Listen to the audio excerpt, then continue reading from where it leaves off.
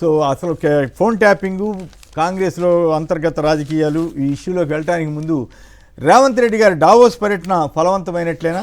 ఆయన మరో డావోస్గా హైదరాబాదును మారుస్తానన్నారు.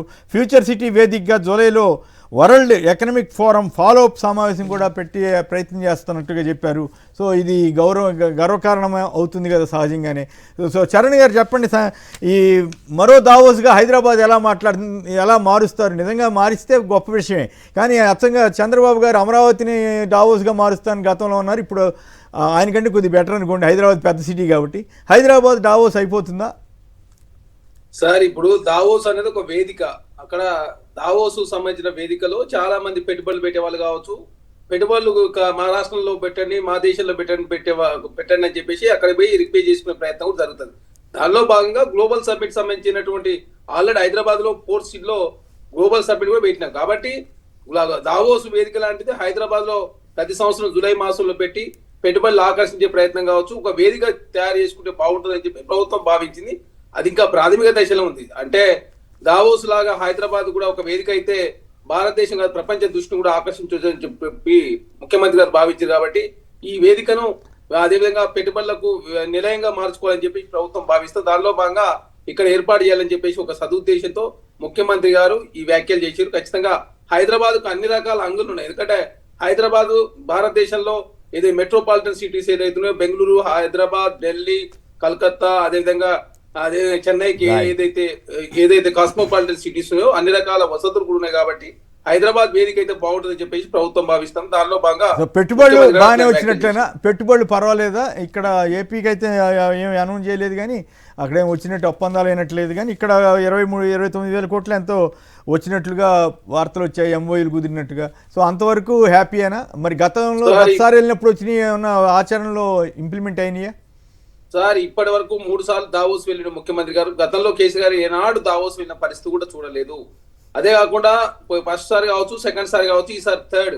కొన్ని కంపెనీలు ఆల్రెడీ తెలంగాణ రాష్ట్రంలో యాక్టివిటీ కూడా స్టార్ట్ చేసిన, ఉద్యోగాల కల్పన కూడా జరిగిందని చెప్పి చాలా స్పష్టంగా పరిశ్రమల శాఖ మంత్రి శ్రీధర్ బాబు గారు అసెంబ్లీ వేదికనే ప్రకటించాడు. కాబట్టి కాంగ్రెస్ పార్టీగా తెలంగాణ రాష్ట్ర పెట్టుబడులు ఆకర్షిస్తూ ప్రభుత్వ రంగంతో పాటు ప్రైవేట్ రంగంలో కూడా ఉద్యోగాలు కల్పించే ప్రయత్నంలో భాగంగా ముందుకు పోతా ఉన్నారు. రైట్. విఠల్ గారు చెప్పండి, డావోస్ నిజానికి నిన్న మొన్న వచ్చిన కొన్ని కామెంట్లు, పెద్ద వాళ్ళు చేసిన కొన్ని కామెంట్లు, ఈ ముఖ్యమంత్రులు అందరూ, ఈ ఒక రాష్ట్ర ముఖ్యమంత్రి గారు, ఈ ముఖ్యమంత్రులందరూ అక్కడికి వెళ్ళి ఇక్కడ లోకల్ కంపెనీలతో చేసుకుంటున్న ఒప్పందాలు లేదా ఇతరత్ర ఊరికే ఇదంతా కూడా ఏదో విహారయాత్రలాగా మారింది, కానీ పెద్ద ఉపయోగం ఉండట్లేదు. మోడీ గారు ఎందుకు ఇటువంటి వాటిని అలవ చేస్తున్నారు అని చెప్పి కొందరు వ్యాఖ్యానించారు. సరే, అయినప్పటికీ కూడా వెళ్ళటం తప్పేం కాదు. కానీ తెలంగాణ ముఖ్యమంత్రి రేవంత్ రెడ్డి గారి డావోస్ యాత్ర సఫలమైనట్లేనా? మరో డావోస్గా హైదరాబాద్ మారుస్తానని ఆయన చెప్తున్నారు, మారాలని ఆయన కోరుకుంటున్నారు. తప్పేం కాదనుకోండి, బట్ అలా సాధ్యమవుతుందా? Sir good morning sir. మీకు అక్కడ ఉన్నటువంటి ప్యానల్ మెంబర్స్ కి, సాక్షి వీక్షకులు గుడ్ మార్నింగ్ తెలియజేస్తూ, ఇది న్యూస్ పేపర్ లో పెద్ద అక్షరాలతోటి కనిపిస్తాయి సార్. 2 లక్షలు, 3 లక్షలు, లక్షల కోట్లే. మీ గవర్నమెంట్ లో, మీ మిత్రపక్షమైన గవర్నమెంట్ లో పాపం రేవంత్ రెడ్డి గారు అట్లేం చేయలేదు. 29,000 కోట్లే అని చెప్పారు. ఈ కొంచెం బాధ్యతగానే ఉన్నట్టుంది. అక్కడ మీరు 23 లక్షల అని అంతకుముందు వచ్చేసినాయి అని ఇవన్నీ మీ గవర్నమెంట్లో, కానీ ఇక్కడ మరి అన్ని పొలవమాకండి. నేను జనరలైజ్ చేసి చెప్తున్నాను సార్. ఓకే, అంటే నిజంగా ఇలా ప్రాక్టికల్ ఎంత వరకు ఉంటది అనేది అనుమానం.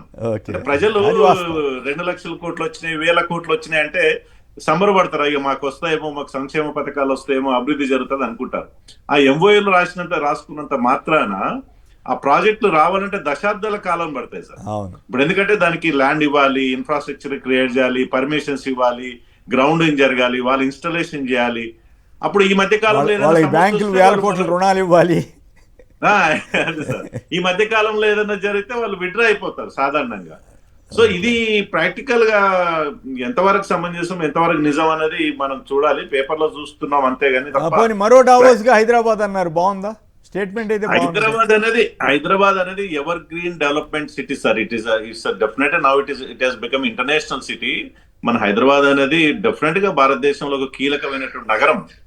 ఇటు ఆంధ్రప్రదేశ్ కావచ్చు, తెలంగాణ కావచ్చు, దేశానికి కూడా ఇది నిరంతరంగా కొనసాగించబడుతుంది. గతంలో రాజశేఖర రెడ్డి పీరియడ్ లో కావచ్చు, అంతకుముందు ఉన్న ప్రభుత్వాలు కావచ్చు, ఇప్పుడు నిరంతరంగా కొనసాగించే కార్యక్రమం తప్ప ఇది ప్రత్యేకంగా ఇవాళ ఇప్పటికిప్పుడే జరిగింది కాదు సార్. హైదరాబాద్ అనేది ప్రపంచవ్యాప్తంగా ఇవాళ పెట్టుబడిని ఆకర్షిస్తున్న నగరం, పార్టీలకు అతీతంగా ప్రభుత్వాలకు అతీతంగా. ఈ ప్రభుత్వం ముందుకు వచ్చి కొంత ప్రయత్నం చేసి పెట్టుబడులను ఆకర్షిస్తే సంతోషం సార్. Okay, right. కృషాంక్ గారు చెప్పండి, మరో డావోస్గా హైదరాబాద్ మంచి ఇంట్రెస్టింగ్ స్టేట్మెంట్ కదా, అట్లాగే పెట్టుబడులు, ఈ రెంటి మీద మీ కామెంట్ చెప్పండి సార్. లాస్ట్ ఇయర్ దావోస్ నుంచి రిటర్న్ అయ్యేటప్పుడు 180,000 కోట్లని మొత్తం నగరం మొత్తం హోర్డింగ్స్ వేసుకొని అడ్వర్టైజ్మెంట్స్ దేశం మొత్తం, నేను మర్చిపోయాను, దేశం మొత్తం బీహార్లో ఎన్నికలు ఉన్నాయి కాబట్టి బీహార్లో కూడా అడ్వర్టైజ్మెంట్స్ వచ్చినాయి సార్. 180,000 తెలంగాణ అడ్వర్టైజ్మెంట్స్ బీహార్లో కూడా వేసారు.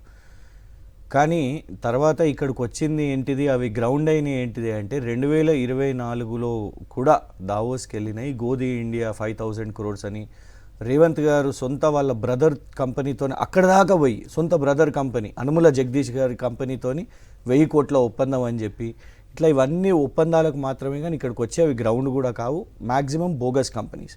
ఎందుకు అని అంటే మొన్న కూడా ఒక సమ్మిట్ పెట్టారు సార్. ట్రంప్ మీడియా 1,00,000 కోట్ల పెట్టుబడి అనగానే అందరు పరిచయం, 1,00,000 కోట్ల పెట్టుబడి, ట్రంప్ అసలు దేశంలోనే ఎక్కడ పెట్టలేదు, ఫస్ట్ టైం ఇక్కడ పెడుతున్నారు సార్. కరెక్ట్ నెల రోజుల తర్వాత చూస్తే ఆ ట్రంప్ మీడియా అనే కంపెనీ అయి వల్ల లేదు, అది ఆల్రెడీ 6,000 కోట్లకు అమ్మేసుకొని మర్జీ చేసేసారు వేరే కంపెనీతో. కానీ దాని తర్వాత ఇవాళ పరిస్థితి ఏంటంటే, ఇవాళ కొన్ని ఛానల్స్ ఉన్నాయి సార్, వాళ్ళు ఈ బొగ్గు కుంభకోణాలు, ఉప ముఖ్యమంత్రులు, మంత్రి, అది మనం వేరే దానికి మళ్ళీ మాట్లాడదాం, కానీ ఈ వాటి మీద ఇన్వెస్టిగేటివ్ రిపోర్టింగ్ చేయరు.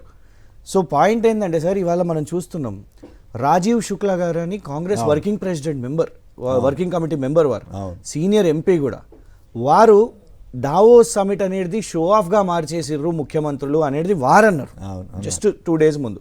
జైరామ్ రమేష్ గారు కూడా ఇక్కడికి వెళ్ళిపోయి అక్కడి దాకా పోయి ఇక్కడి కంపెనీలతో మీరు ఒప్పందాలు చేసుకోవడం ఏంది అనేది. ఎందుకు ఉదాహరణ చెప్తున్నాం అంటే, తెలంగాణ బృందం కూర్చున్నప్పుడు, మంత్రులు, ముఖ్యమంత్రి గారు వీళ్ళందరూ కూర్చున్నప్పుడు మొన్న ఒక ఫోటో బయటికి వచ్చింది. శ్రీధర్ బాబు గారు, పొంగులేటి శ్రీనివాసరెడ్డి గారు, రెవెన్యూ మంత్రి కూడా ఈసారి వెళ్ళిండ్రు, సరే సంతోషం. రెవెన్యూ మంత్రి గారు అబ్బాయి కూడా వెళ్ళారు, ఎవరు మొన్న భూ కబ్జా కూడా తీసుకెళ్లారుగా. నాకు అర్థం కాదు, చిరంజీవి గారిది ఎందుకు తీసుకెళ్లారు ఏందో సార్ ఈ మధ్య. మరి ప్రమోషన్ అంటే ప్రభుత్వ ఖర్చు మీద వెళ్ళినరా అనేది మేము ఆర్టీఐ అప్లై చేసినాము, అది బయటకు వచ్చినాక డీటెయిల్స్ వచ్చినాక అయితే ఒక్క విషయం సార్, పొంగులేటి గారు అబ్బాయి కూడా, హర్ష గారు ఎవరైతే మొన్న భూ కబ్జా కేసులో గచ్చిబౌలిలో ఒక ఇన్స్పెక్టర్ గారిని ఇమీడియట్గా ట్రాన్స్ఫర్ కూడా చేసిర్రు, ఎందుకంటే వీరి మీద ఎఫ్ఐఆర్ చేసిర్రు కాబట్టి. మంత్రి గారు అబ్బాయి అక్కడ కూర్చుంటారు. విచిత్రం ఏంటంటే బీజేపీ ఎంపీ సీఎం రమేష్ గారు కూడా కూర్చుంటారు అక్కడ దాంతో. అండ్ ఆపోజిట్ ఏ కంపెనీతోని ఇదంతా సీరియస్ బిజినెస్ డిస్కషన్స్ అవుతున్నాయి అంటే, వీళ్ళు ఇక్కడ హైదరాబాద్కి వచ్చేసరికి గ్రీన్కో, ఫార్ములా ఈలో ముద్దాయి, పెద్ద స్కామ్ ఇది.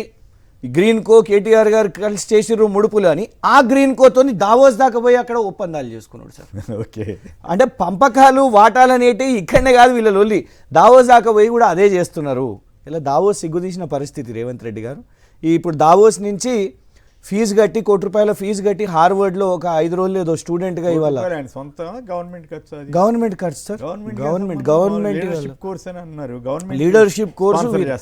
ఇప్పుడు గత ప్రభుత్వంలో ఏంటంటే, మన దగ్గర నుంచే మనను లెక్చర్ ఇవ్వడానికి అక్కడికి పిలుస్తుండే, మన పాలసీ గురించి చెప్పండి టీఎస్ఐ పర్సన్.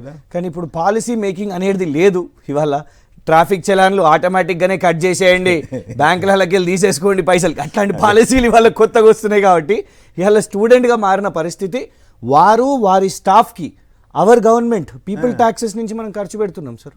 మనం కొనుక్కొని ఆ 5 రోజుల సీటు రేవంత్ రెడ్డి గారికి ఇవాళ హార్వర్డ్లో అదే సెలెక్ట్ చేసుకునేది. సో ఇవాళ దాంతోనే మన పాలసీ ఏమైనా నేర్చుకుంటే సంతోషమే. లేదు మళ్ళీ అక్కడికి పోయి హార్వర్డ్ స్టూడెంట్స్ ఎవ్వరు కూడా మీ బాత్రూంలో గడగొద్దు, మీరు ఎవ్వరు మీ సొంత పనులు చేసుకోవద్దు అని అక్కడ కూడా ఏమైనా చెప్పేసి వస్తారో మాకు తెలియదు. కానీ జ్ఞాపశక్తిని మెచ్చుకోవాలబ్బా, భలే గుర్తు చేసి అన్ని చెబుతున్నారు. చరణ్ గారు ఇటు సమాధానం చెప్పాల్సిన పరిస్థితి వచ్చింది. నేను మామూలుగా ఏదో జనరల్గా అనుకుంటానంటే, ఆయన చాలా స్పెసిఫిక్ విమర్శలు చేస్తున్నారు. చిరంజీవి గారు ఎందుకు వెళ్ళారు, ఆయన సొంతంగా వెళ్ళారా లేకపోతే మీరే తీసుకెళ్లారా? వెళ్తే మంచిదే, ఆయన ఏమైనా పెట్టుబడి పెట్టారా లేకపోతే టీంకి అట్రాక్షన్ కోసం తీసుకెళ్లారా? రెండు రేవంత్ రెడ్డి గారు సొంత ఖర్చుతోటి ఆ కోర్సులో చేరారా, గవర్నమెంట్ ఖర్చు అని వీరు అంటున్నారు, ఎంతవరకు నిజం? సో అట్లాగే ఇందాక పెట్టుబడుల గురించి కూడా ఆయన కొన్ని వ్యాఖ్యలు చేశారు. వీటి మీద మరి మీరు సమాధానం ఇవ్వాల్సిన పరిస్థితి వచ్చింది, లేదంటే వెంటనే వేరే చర్చకి కూడా వెళ్దాం. దీని మీద సంక్షిప్తంగా మీరు సమాధానం. ఇప్పుడు చిరంజీవి గారు దావోస్కి ఎందుకు వెళ్ళినట్టు ఆయన పెట్టుబడి పెడతాను పోయినా ఎవరు తెలుసు మరి? అక్కడ కలిసినంత మాత్రం నా ఫోటో వచ్చినంత మాత్రం ప్రభుత్వం తీసుకుపోయిందని చెప్పి ప్రభుత్వం మేము బాగానే కలవద్దు మనలే ఇంకా మీరేమో పోరు. కాదు కాదు కాదు మీరు మీటింగ్ పోరు, లో అనవసరంగా చిరంజీవి గారు రేవంత్ రెడ్డి గారు దయచేసి పక్కన కనిపించారు అందుకని సహజంగా పక్కనే అక్కడ తెలుగు వాళ్ళు కలిసినప్పుడు కూర్చొని మాట్లాడుతూ దాన్ని కూడా మీరు రాజకీయం చేస్తారా అయితే ఏమైనా కేసీఆర్ గారు దావోస్ పోయినా సార్ మీరేమన్నా లేకపోతే హార్వర్డ్ యూనివర్సిటీలో మీ కేసీఆర్ గారు పోయి విజిట్ కనీసం విజిట్ చేసినా కేటీఆర్ ఇప్పుడు ముఖ్యమంత్రి గారు కూడా మళ్ళీ ఒక కోర్సు సంబంధించి నేర్చుకునే ప్రయత్నం చేస్తే మీకు వచ్చిన నష్టమైంది అంటే అది మీరు కాదు. పోతానికి శాత కాదు, కాదు, కాదు. మీరు మాత్రం పంజాబ్ రైతులు దోషిపెట్టలేదు తెలంగాణ సంపదను తెలంగాణ సంపద పంజాబ్ రైతులు దోషిపెట్టినా లేదా మీరు అంటే మీరు చేసే కరెక్ట్ వేరే వాళ్ళు చేసి తప్పైన అది కాదు. ఒక్క నిమిషం, ఒక్క నిమిషం. ఫోన్ ట్యాపింగ్ కరెక్ట్ మీరు చేసే పరిపాలన కరెక్ట్ మీరు చేస్తే పెట్టుబడి కరెక్ట్ ఏమైనా అర్థం ఉందా బీఆర్ఎస్ పార్టీ నాకు అర్థం కాదు మీరు చేసే ఏదైనా కరెక్టా మీరు అంటే ప్రతి రాజకీయం చేసే కాదు కాదు కాదు ప్రయత్నం కాదు ఈయన ఏం చెబుతున్నారంటే కేటీఆర్ గారు వీళ్ళంతా లెక్చర్స్ ఇవ్వడానికి వెళ్తే ఈయన స్టూడెంట్గా వెళ్ళాడు at the cost of government అప్పుడేమో వాళ్ళు పిలిచారు మేము వెళ్ళాము ఇప్పుడు ఈయన వెళ్తున్నారు అనేది వీరి ఏం అభియోగం లెక్చర్ ఇచ్చారు సార్ తెలంగాణ లెక్చర్ తెలంగాణ 70,000 కోట్ల నుంచి 7 లక్షల కోట్లు అప్పు చేసిన చెప్పి లెక్చర్ ఇస్తాను పోయినా